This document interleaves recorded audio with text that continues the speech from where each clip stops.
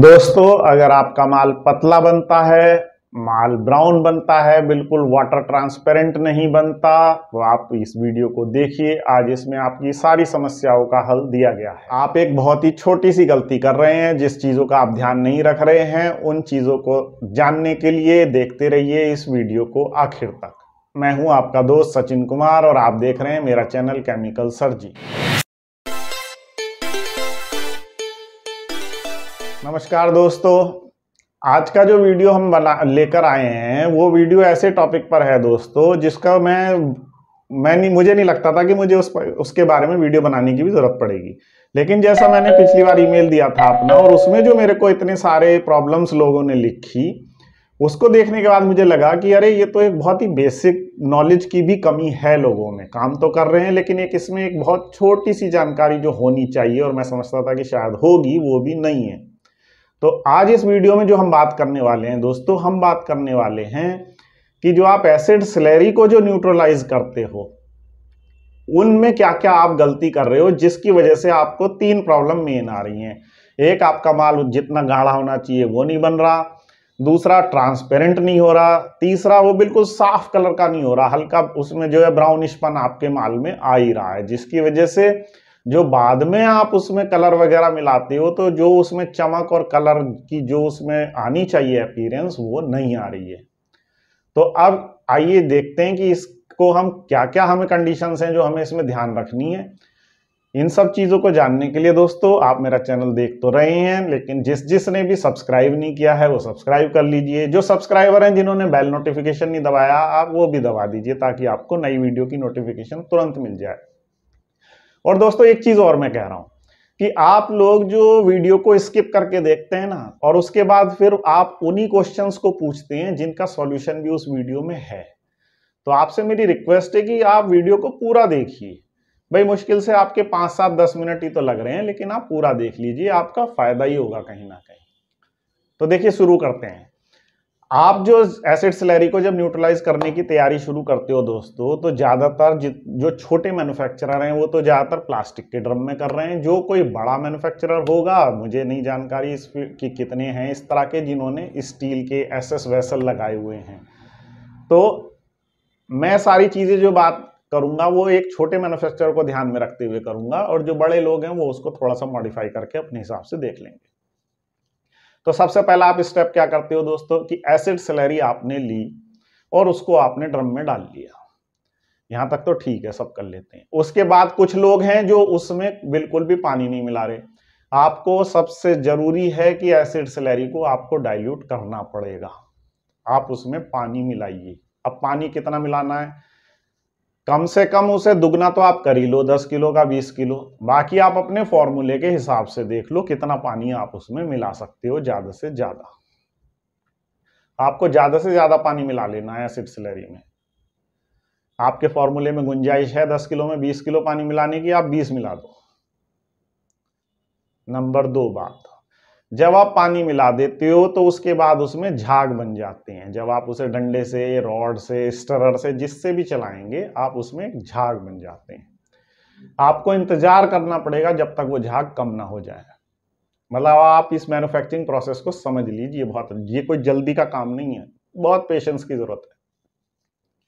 आप उसमें झाग रोकिए। उसका दूसरा तरीका ये भी हो सकता है कि आप पानी इस तरह से डालो कि कम से कम झाग बने। ये नहीं कि ऊपर से धड़ाधड़ पलट दिया, उसमें तो झाग ही झाग हो जाएंगे। आपको झाग कम से कम रखने हैं, इंतजार करिए कि झाग बैठ जाए। अब इसका दूसरा हिस्सा है कास्टिक सोडा। जो आप कास्टिक सोडा लेते हो, एक तो बाजार से कास्टिक सोडा लेना रेयन ग्रेड, वो बिल्कुल प्योरेस्ट ग्रेड होता है। इसी तरह से ट्राई करना कि एसिड स्लैरी जो है वो 96% की ही आपको मिले, क्योंकि जो एसिड स्लैरी में जो अनरिएक्टेड H2SO4 रह जाता है, सल्फ्यूरिक एसिड, वो ही इन सारी प्रॉब्लम्स की जड़ है कहीं ना कहीं, जो हमें परेशान करता है। तो इसलिए जितनी प्योर हो सके उतनी लो। पानी आप बाद में मिला लो, 90% की क्यों लेते हो, 96 की लो। आप अपना उतना पानी मिला लेना, बाद में आपकी कॉस्टिंग कम ही आ जाएगी। कास्टिक सोडा, आप जो कास्टिक सोडा ले रहे हो उसको पानी में जब आप घोलते हो तो उसका कम से कम 25% का सॉल्यूशन बनाओ। 25% डाइल्यूशन आपको चाहिए ही चाहिए। 1 किलो पानी में आप ज़्यादा से ज़्यादा 200 ग्राम 250 ग्राम ही कास्टिक डालिए, उसको घोलिए और उसको ठंडा होने के लिए रख दीजिए। जब तक ठंडा ना हो उसको बिल्कुल भी यूज़ मत करिए। उसका दूसरा तरीका ये हो सकता है कि भाई कास्टिक सोडे का सॉल्यूशन आपको रोज ही लगता है, आप एक ही बार बना के रख लो 200, 250, 300 किलो। उसके क्या क्या फायदे होंगे वो भी अभी आपको बताऊंगा। जब आप पानी में मिलाते हो तो आपने देखा होगा पानी के ऊपर एक लेयर आ जाती है वाइट वाइट वाइट झाग सी, जो सॉल्यूबल नहीं हो पाती, आप कितना भी चलाओ वो फिर आ जाती है। आप उसको उतार दो, जो बिल्कुल ट्रांसपेरेंट सॉल्यूशन हो गया है, सिर्फ उसी को यूज करो। तीसरी बात, अब जब आप उसको कास्टिक का आपने सॉल्यूशन बना लिया, इधर आपने एसिड स्लैरी को डाइल्यूट कर लिया, जब आप उसमें कास्टिक सोडे का सॉल्यूशन डालेंगे, एक तो हमेशा एसिड स्लैरी में कास्टिक सोडे का सॉल्यूशन डालना, उल्टा मत करना। जो क्वालिटी एसिड स्लैरी को न्यूट्रलाइज करने से आती है वो कास्टिक सोडा को न्यूट्रलाइज करने से नहीं आती है। अब इसके बाद क्या करेंगे, जो आप कास्टिक सोडा आपने लिया है वो आपके बैच के हिसाब से आप देख लेना, बिल्कुल पतली धार बनाकर आप उसे डालें ड्रम में, बिल्कुल पतली धार। जो उसको चलाने का रेट है आपका वो ज्यादा से ज्यादा 40 या 50 राउंड पर मिनट होना चाहिए। अगर आप डंडे से भी घुमा रहे हैं तो बस ऐसे धीरे धीरे घुमाओ ताकि उसमें झाग ना बने। दूसरा, जितना सॉल्यूशन आप कास्टिक का डाल रहे हो वो उसमें मिल जाना चाहिए। ये नहीं कि ऊपर ऊपर वो रखा है और आप उसे फिर भी उतनी तेजी से डाल रहे हैं। आपका डालने का रेट उतना ही होना चाहिए जितना वो आपके डंडे से मिल जाए उसके अंदर। अब आती है सबसे जरूरी बात।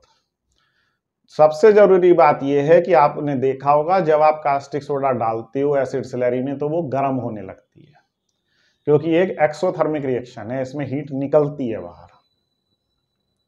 इसी तरह से जब कास्टिक सोडा को आपने पानी में मिलाया वो भी हीट निकलती है बाहर, तो उसे हमने ठंडा कर लिया।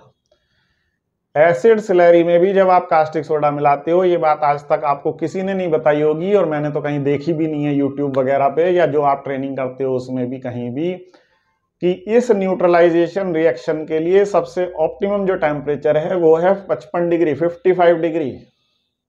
55 डिग्री तक ही आपकी हीट होनी चाहिए माल, उससे ज्यादा हीट होगा तो उससे समस्याएं आएंगी। क्या क्या समस्याएं आएंगी वो भी बता दूंगा अभी। अब इसको आपको 55 डिग्री से ज्यादा नहीं होने देना है। वो कैसे करोगे आप, अगर आप ड्रम में माल बना रहे हो, सबसे पहले जो गर्म इलाके में हैं लोग, जो आजकल जैसे गर्मी इतनी पड़ रही है नॉर्थ इंडिया में या साउथ इंडिया में भी थोड़ी गर्मी है, तो आप एक तो बैच बनाइए रात को, शाम को।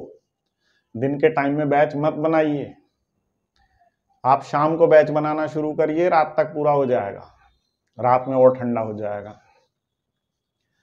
डालते डालते एक थर्मामीटर ले लीजिए, चेक करिए कि आपका 55 डिग्री से ज्यादा तो नहीं हो रहा टेम्परेचर। अगर ज्यादा हो रहा है और आप बढ़िया वाली चीजें बना रहे हैं तो आप उसमें बर्फ डालिए। बर्फ की कैलकुलेशन पहले ही कर लो, पानी में से कम कर लेना बर्फ का वेट। बर्फ नहीं डालना चाहते हो, सोचो कि कॉस्टिंग ज्यादा हो जाएगी, तो क्या करेंगे, आप उस ड्रम के ऊपर एक जूट का बोरा लपेट दीजिए या कपड़ा लपेट दीजिए।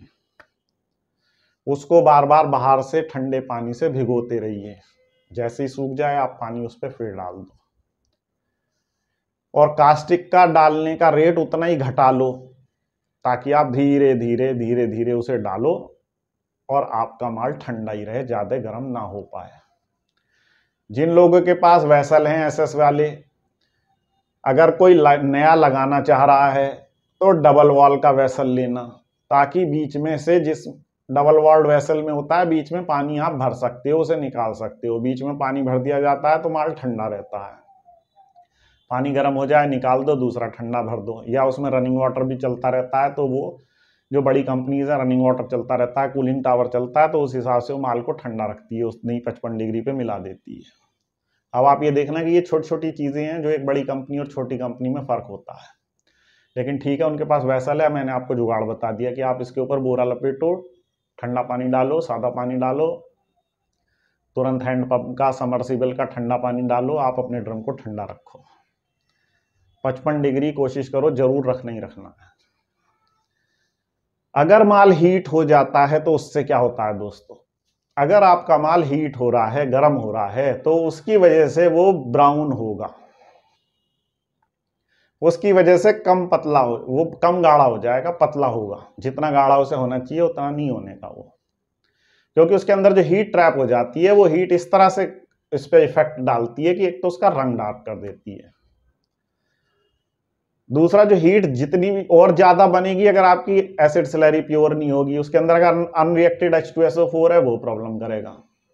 तो इसलिए टेम्परेचर तो ये सबसे जरूरी चीज है, और आज तक मैंने नहीं देखा कि कोई ये बताता हो कि टेम्परेचर इसमें ध्यान रखना। तो आप आज से गांठ बांध लो कि टेम्परेचर तो हमें इसका ज्यादा होने ही नहीं देना। अब अगली बात आती है दोस्तों कि आप इसमें पीएच कितनी रखते हो और उसे कैसे मेंटेन करते हो।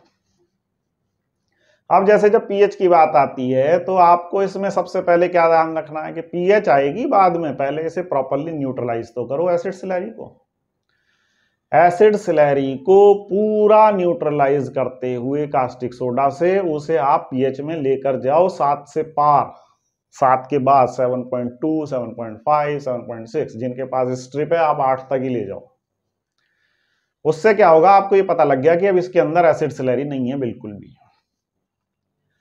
एसिड स्लैरी, अब आपने मान लो सोचा हमें 5.5 करना है तो हम इसको कम न्यूट्रलाइज कर लें, उसका बहुत बड़ा नुकसान है। उसका क्या नुकसान है, अगर आप उसे डिश वॉश बना रहे हो या हैंड वॉश बना रहे हो या लिक्विड डिटर्जेंट बना रहे हो, कभी आपने देखा होगा कि आप जैसे हाथ धोए, उसमें आपने जो भी हैंड वॉश या डिश वॉश अगर यूज किया उसके बाद हाथ धोए, धोने के बाद अगर आपके हाथ ऐसे चिपकते हैं तो समझ लेना उसमें अनरिएक्टेड एसिड स्लरी है। और अगर ऐसे चिकने चिकने हो रहे हैं और जरा सा पानी डालते ही झाग सा आ रहा है तो समझ लेना अनरिएक्टेड कास्टिक सोडा है उसमें। तो जैसे मैं कह रहा हूं कि 8 तक ले जाओ कास्टिक सोडा डालते हुए, उसके बाद उसे वापस जो पीएच करनी है फिर साइट्रिक एसिड से पीएच लाओ जहां भी लानी है। अनरिएक्टेड ना एसिड स्लरी छोड़नी है, अनरिएक्टेड ना कास्टिक सोडा छोड़ना है। अब जो लोग पॉजिटिव साइड पे जाते हैं, अल्कलाइन साइड पे जाते हैं, वो इसे फिर सोडा ऐश, सोडियम कार्बोनेट के सॉल्यूशन से इसकी पीएच पॉजिटिव एल्कलाइन साइड में लेके जाओ, कास्टिक सोडे से मत लेके जाओ। तो ये मैंने आपको बता दिया कि जो न्यूट्रलाइज करना है तो उसकी पीएच कैसे एडजस्ट करनी है। बहुत से लोग कहते हैं कि नहीं पीएच में बस उतना ही एसिड स्लरी डाल लो जितनी तक आपको चाहिए, लेकिन अनरिएक्टेड इन दोनों में से कोई भी चीज बचेगी वो दिक्कत करेगी।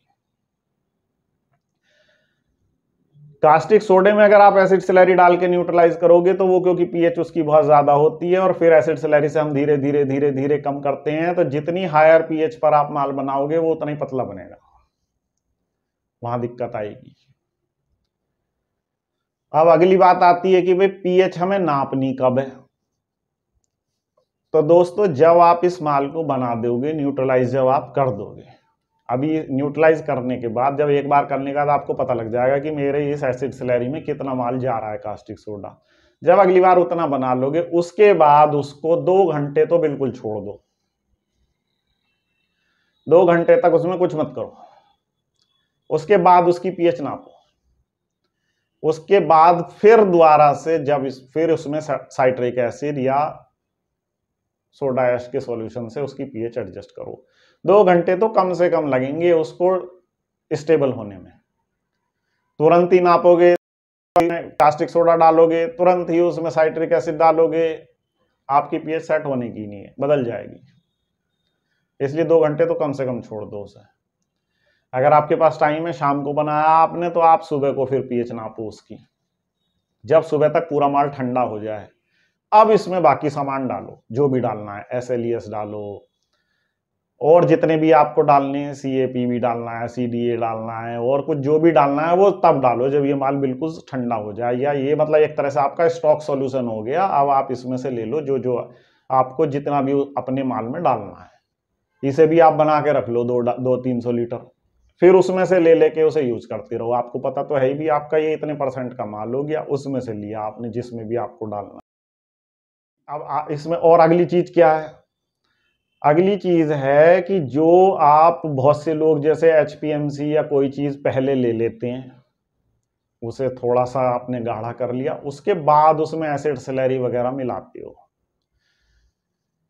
तो पहले तो उस HPMC सॉल्यूशन में आप ये पता कर लो, या जो भी आपने थिकनर लिया है, कि उसकी कितनी डोजिंग मैक्सिमम हो सकती है उसके अंदर। बहुत से थिकनर, बहुत से सिंथेटिक थिकनर, बहुत सी पॉलीमर्स इस तरह के आते हैं जिनकी एक लिमिट होती है कि आप थिकनेस आपने ले ली, अगर आपने उसमें 5% से ज़्यादा एसिड स्लरी डाल दी तो वो टूट जाएगा, किसी में 8% डाल दी टूट जाएगा। उसके लिए भी सबसे बढ़िया चीज़ यही है कि इस स्टॉक सॉल्यूशन को अलग बना लो, और आप जो वो थिकनर वाला है अपना अलग बना लो, उसमें से फिर जिस रेशो में लेना उतने रेशो में लेके आप अपना माल तैयार करो। आप इस चक्कर में ही मत पड़ो कि इससे इसकी पीएच से उस पर, क्योंकि जितने भी थिकनर हैं, जितनी भी सारे पॉलीमर्स हैं, इन पे पीएच का बहुत ज़्यादा असर होता है, और इसमें आप पीएच पूरी चेंज हो रही है, एसिडिक से लेके न्यूट्रल, न्यूट्रल से एल्कलाइन, फिर एल्कलाइन से वापस। तो इतनी सारी जब पीएच चेंज होती है तो थिकनर में प्रॉब्लम ही रहती है। नमक में भी प्रॉब्लम रहती है। अगर